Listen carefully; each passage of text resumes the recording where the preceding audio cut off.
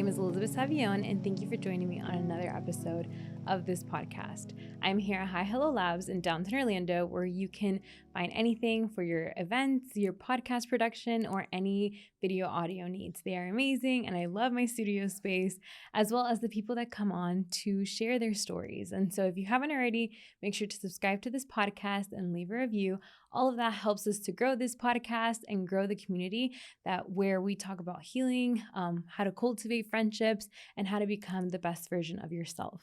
So for Women's Month, I wanted to bring on women that are making an impact locally and that are being empowering and also doing their dream and fulfilling that. And so I wanted to introduce Maria from Stemma. Welcome to Beauty Marks Podcast. Thank you so much for having me. I appreciate that. Of course. Since when you guys first opened Stemma, I went in there and I'm like, this is beautiful. Like, I love it. I'm like, I feel so comfortable here. It feels so homey. And so how did that start? It's started 3 years ago. Mm-hmm. My husband passed away from cancer. So I found myself, what am I going to do? My husband was such an amazing guy that I wanted to do something to keep him alive. And we have the farm in Nicaragua, Farm Coffee. I had the license already. So I said, you know what? I told my middle child, Rebecca, let's start this adventure. Let's do something to keep his memory alive, his legacy. It's a fourth generation. So that's how we started. Wow. Yeah. So it really was out of the loss of your husband that pushed you to do this. But your family has been in the coffee business for how long? 4 generations. Wow. Yeah. Wow. Yeah. And so in Nicaragua, you guys have coffee farms, and like, how is that? Well, it's my husband inherited the farm, and like 11 years ago, we went in. We started making sure that we produce the best coffee that we could think of. And I said, you know what? I think it's time that we start sharing what we have to the United States. And that's when I got the license. I started importing while he was still alive. Okay. And then when he passed away, I said, this is the time. I made the decision. This is him. Yeah. So this is my way of saying thank you. And I'm keeping him alive. Yeah. Yeah. You guys have a picture of him at the coffee shop as you enter, and it's a beautiful portrait of him. And I think that that's when you go into Stemma, that's what I feel. It's like, it feels like it's family owned, but it's so much love within that's made in it. And so first, what's your favorite drink that you guys have on the menu? It's funny that you ask. I will tell you, it would be Dirty Mama. And Dirty Mama has a story behind it. Okay, tell us. The Dirty Mama is called when you mix a drink with espresso shot. And I had no idea about that. So I made my own horchata, homemade, and then my daughter mixed it with the espresso, and she called it Dirty Mama. I got insulted. Said, how can you call it Dirty Mama? And she goes, and then she explained it to me. That's why it's called dirty, because you mix one thing with the other. Okay. So now I love the idea.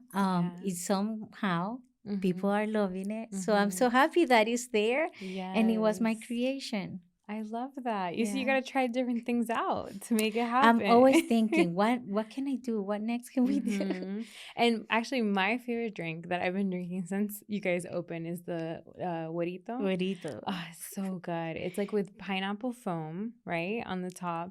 So good. I drink it with oat milk, but it's like condensed milk, and it's just delicious. That also has a story. Yeah. That's Rebecca's creation. Okay. And that is also in honoring her dad. My husband, even though he is from Nicaragua, he studied in Mexico. So he was very white and blonde. So they call güerito to the white people. Yeah, same in Honduras. Honduras también. So when I met him, he called me güera, and I called him güera, and that's how we went through. So when he passed away, she wanted to do something that will have his name. Yeah. So one of her favorite pastries from Nicaragua is pastel de piña. Okay. So she wanted to infuse something like that. So she wanted to use the piña, and since the piña is blonde, she kind of represented in honoring her dad, calling it huerito. Wow. So that how you guys are huerito. so creative. I love this because I feel like when you see stuff on menu, like you really don't ever think about like what came into it. It's like, oh, it's just there, you know. But I love the behind the scenes, like what kind of inspires those drinks and all of that. So I'm guessing with a lot of your menu items, it is like that. Yeah, kind of. How about the food? What is your favorite food option? Well, the Nika ball is my creation. Bottom line is, I want to share with people. I love to cook. I love to cook, and I want to be able to bring something different to this world, you know, to greet everyone as my husband used to be. He used to be the funniest person, the first one to dance, the smile all the time, even on his bad days. He never complained. So that's what Stemma stands for, you know, to greet everyone as a family, to make you feel welcome. And what more can I say? It's through the food and through the drinks that I want people to recognize that's Stemma. For me, like I always say, the cup of coffee that you drink as Stemma is not just a cup of coffee. That cup of coffee has a love story. And it comes all the way from Nicaragua, from the hard work of the people in Nicaragua, to make sure that we do everything that is in our power to bring it to you for you to enjoy it. I love that. I love that. And trust me, it's really good. It's really good. You guys need to go check it out. I appreciate that. No, and I appreciate you being here to share part of his story. When it comes to, I know that like a big part of it is him not being here anymore. And so he was a dentist, right? And while he was before he got ill. And so how were kind of like your best memories of him? As a dentist, one thing that most of the patients will remember him is that he would always whistle while he was working in them, like singing. Like I said, he was such an amazing guy that I feel honored that I was his wife. You guys were together for 35 years. 35. Wow. I keep saying it was ridiculous the way that we were because 35 years and at home by ourselves watching a movie or anything, we were holding hands. It was so ridiculous. No, that's love. That's what we all want. But I keep telling myself, why did you do that? You know, because I miss him so much. Yeah. So he was like the love of your life. Yeah. And like what a gift to be loved that way for that long. And what you're doing today of like holding on to his legacy and doing something. So what kind of pushed you amidst the pain of his loss, right? Because like grief is a journey, and grief is something that a lot of us like think like, oh, like people continue moving on. So what kind of ignited you to be like, all right, I'm in pain and I'm hurting because he's not here, but like I still want to do this. Like what kept you going? God. God, he's right beside me. And I know if I'm doing this, is to bring a little bit of happiness. And everybody has a story that they have to fulfill. And I hope in my story, people remember that. Yeah, I mean, people are, because like you've created a space that's beautiful, that feels at home, and you're bringing in the culture, which is from Nicaragua. And then I feel like the way that you even still talk about him, your family. I know your daughter, so your middle daughter, Rebecca, she's the one that works with you. How is that dynamic of working in family? Tell us the honest truth. Well, I'll tell you this. With my husband, I work with him too. Yeah. But it was perfect because he was doing his thing, I was doing my thing. Yeah. With my daughter, she's doing her thing, I'm doing my thing, but sometimes we click. But it's part of it. I know, you know, at the end of the day, I love my daughter, and I see my husband through her too. Because they're very alike? Or are you and her more alike? I would say half and half. Okay. She has like fixtures that are his. Yeah. So A little bit of both. Yeah, a little bit of both. And so as like an entrepreneur, because even though you did this as a way of like leaving your legacy, right? And his legacy and for your family, like you're an entrepreneur. Like you are someone that has created something, a woman-owned business here in Orlando, starting from nothing, right? So how has that journey been for you? It's been hard, but I love it because I think we all, if you focus on a purpose, and no matter what the obstacles you have, you will be challenging yourself to get one out of the way until you reach where you want to reach. And I believe I'm just starting. So I do have a whole life to proceed and get to wherever I need to go. Yeah. From something bad that I lost my husband, I wanted to take only the good things, and the negative, the sadness, I wanted to bring it change it to something positive. So that's your beauty mark. That's like what you made. That was the hardest thing, but you made it into something beautiful, like physically, because it's literally super nice, but it's also how sometimes the narratives of things that happen to us, because we can be stuck there. We can get stuck, and sometimes it's valid, right? Like your husband passing away, that's very painful. And maybe someone's like, hey, she hasn't been social for 3 years. It's like she lost someone, but you decided to still move forward and do something. So I admire you, and I'm so proud of you for doing that. And that's why I wanted you to come on here to share that, because I feel like sometimes we let things stop us from continuing to live a life.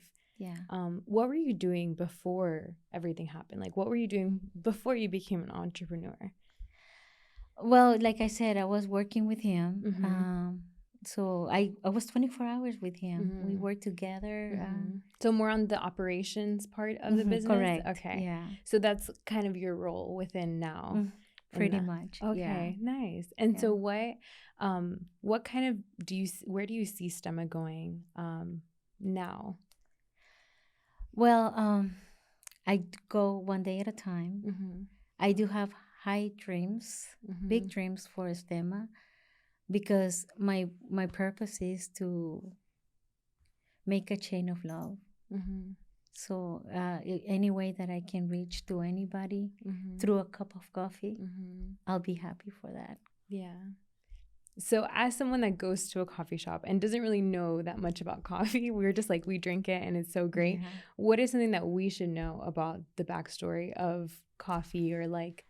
There is a process. It's a process that takes months in the farm. You have to give the plant the food that it needs. You have to be on the lookout for any type of diseases or anything. It's very delicate. So there's a lot of yourself putting in there to make sure that you prevent all that. Obviously, with nature, you never know. Sometimes it rains a lot, then it can be a problem. If it doesn't rain that much, it will be a problem also. So it's trying to balance, and then having the right people that share the same as you. Is that the love for the coffee? I feel honored that I'm doing this, and also the views that you get in the farm. It's just a plain disconnection from the world, and it's one-on-one with Mother Nature. And that is something that I hope one day I can share with people. I have big plans. Like coffee tours? Like coffee tours. Yes, I have. My mind is going crazy. So you're a creative, like you're a visionary when it comes to businesses and all of that. That's beautiful. I want to share what I experience. I believe I'm lucky to have all this, and I want to share it with people, because what more can heal you than nature? So from there, all the people that working in Nicaragua in the farm, it could be any other country that has coffee too, because I mean, it's hard work, and then bring it here, all the process that you have to go through, and then to make sure that it's roast the correct way for you to get the perfect coffee. It's just the process after process, but when you do it with love, it makes a difference. My when I think about the coffee farm, ever since I went to Stemma and you guys told me that, so my grandpa, he passed away in 2019. He, in Honduras, he started a coffee farm. And so that's something that I got to see when I went in 2016 to Honduras, and just seeing that. And I feel like I just didn't like grasp the concept of it like fully when I was there. Like, okay, this is nice. Like, I'm hot. Like, it's hot in Honduras. But like now hearing that, I'm like, wow, like I wish I would have like really asked him those questions of like the whole process behind it. Because that coffee farm is still there, but it's kind of passed on to someone else now. So it's not in the family like that anymore. So I sometimes think about that. Like, there's so much that you can learn from like our roots of where we come from, and like the people and the stories behind what they do, and like the generations that are passed beyond. And sometimes it's just asking those questions to know a little bit more. Because like now you guys are able to pass it on to your next generation and on. So that's beautiful. Thank you. I have to say though, I am very proud of being having the opportunity to do this, being Hispanic, and I would have never thought that I'm doing what I'm doing. So I'm enjoying every single moment of it. What would you tell like someone that maybe feels like they're either not, like they missed their mark, maybe they're too old or too young to do something, like to start over? Like, what advice would you give to that person? As long as you're living, you can make your dreams come true. You just have to focus on them and hold on tight to God, that He will lead your way. I love that. When we were sitting one time at Stemma and you were kind of telling me just like advice about like life, so what would you tell your 28-year-old self? Because I'm 28. So I would love for you to share some advice. What would you tell your 28-year-old self today? No worry, life is short. Enjoy every second of it, and enjoy the ride. Give yourself the love that you need. Every single time that you see in the mirror, see the best of you. And the negative, make it be the one to push you to do better. Because those are the things that really push us for huge change. Like, I feel like as much as sometimes the hardest parts, we want to avoid it, we're like, especially right now in the culture, right? Everybody wants an easy life, like no negativity, no problems. And like, as much as yes, we can sometimes put boundaries and stuff, hard things are going to happen. Hard things happen in life, and that's just life. Like, you can't get away from that. And I feel like that's such a good way of seeing it. It's like, how can I make the hard stuff in life into like good, or how can I use this to make a change in my life? Because when I think about the pain points in my life of like breakups or like job losses or like grief of losing someone that you care about, I feel like after that, I had that moment of reflection to be like, I want something different, Life is short. I don't want to be here a year from now, So I think that that's a mindset. Do you think that that's the way? It's like you deciding to change that? I always tell my kids, nothing is impossible. Aim for the stars, and you're the one that can reach to it if you put yourself into reaching that. That's it. You're alive. Nothing can stop you. Yeah. So if your husband saw all the things and the legacy that you've built today, the beautiful coffee shop in downtown Orlando that you and your daughter are doing, what do you think he would say? I would really hope that he's proud of me.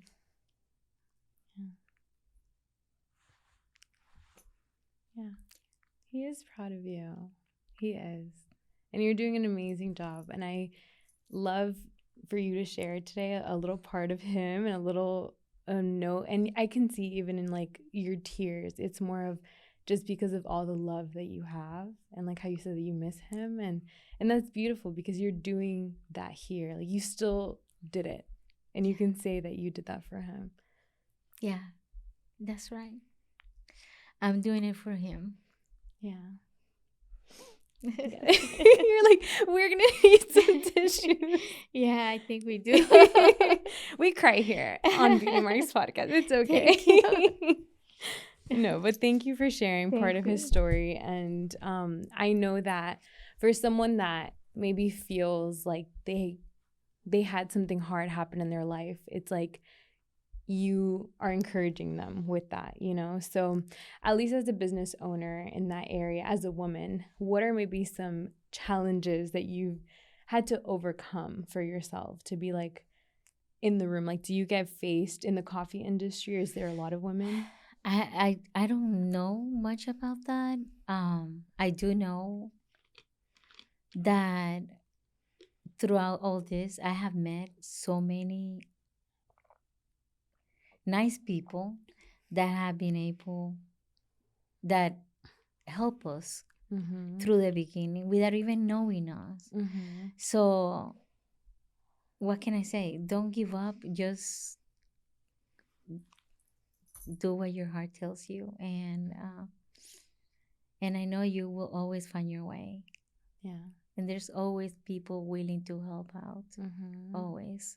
Yeah. Even in the community of women, I feel like if we have learned something, it's so beautiful when we're able to help someone else start, or because we were sometimes a beginner. Yeah. And, you know, so being able to share the knowledge or share the resources and all of that, like, that's in my heart too. Like, as much as like I do events for women and stuff, I'm like, if I can help someone that was in my shoes, like, I would love to do that. Yeah, why not? You know, like, we're all in the same. We're in the same world, so we are a big family. Yeah. So we should help each other. Yeah. I love that. Well, thank you so much, Maria, for sharing. And is there any last things that you would like to share before we wrap up? No, I'm just honored that we're sitting here today. Yes. And having this conversation, and thank you for having me. Of course. Thank you so much. And if you guys want to check out the amazing coffee shop here in downtown Orlando, make sure to do so at Stemma. I will put all their information down below. They're located in pretty much the heart of Orlando. And try their huerito and the Dirty Mama. Thank you guys so much. I hope that her story encouraged you, that what you can do after pain that happens in our life, and like how to push that to leave a legacy and also inspire others. So make sure to subscribe to this podcast, leave a review, and I'll see you guys next week.